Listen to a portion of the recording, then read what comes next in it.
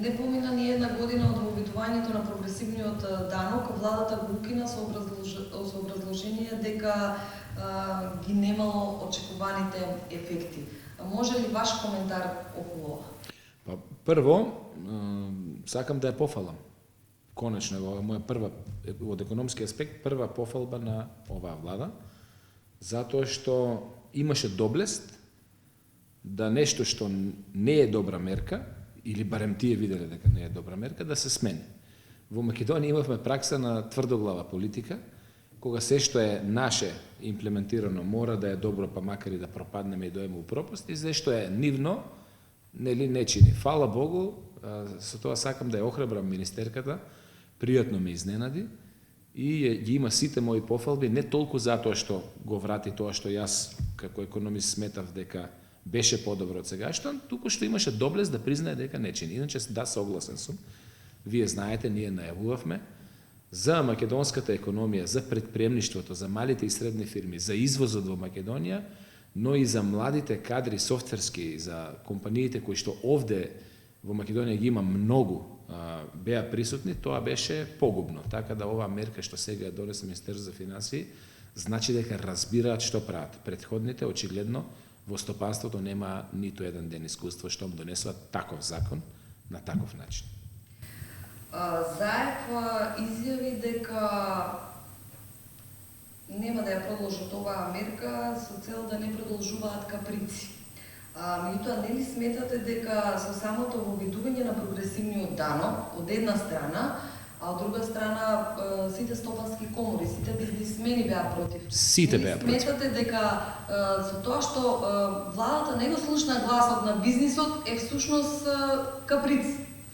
Па да, јас не би сакал да го коментирам Заевот и Заев се што кажа до сега се порече во сите области. Така да неговиот збор не би го коментирал.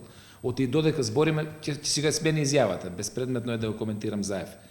Јас ги коментирам стопанствениците.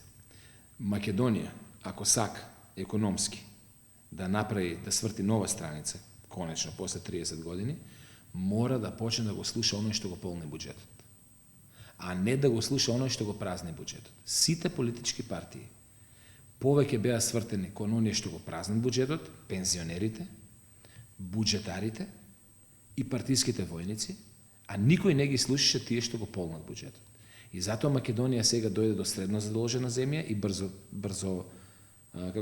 оди кон високо задолжена земја. Конечно, ако сака некоја влада да биде успешна, се што треба е само слепо да ги слуша предприемачите. Тие што продуцираат во општеството нова вредност. Се уште не има такви, преживеавме се уште сме во Македонија, оти си ја сакаме Македонија и се уште сакаме да го полниме буџетот.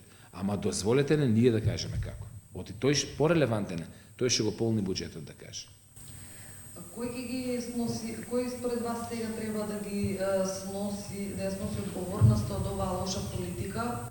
Па премиерот, затоа што јас да ве потсетам, вие како новинари сигурно следевте, на 4 декември 2017 година, ние како Асоциација на менеджери на Македонија имавме диалог со владата. Јас тоа го поздравив тогаш и воопшто асоциацијата го поздрави, бидејќи тоа беше прв диалог со владата после не знам колку години.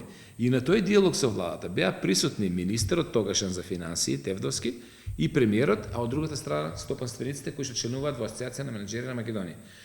Ги слушаа нашите аргументи.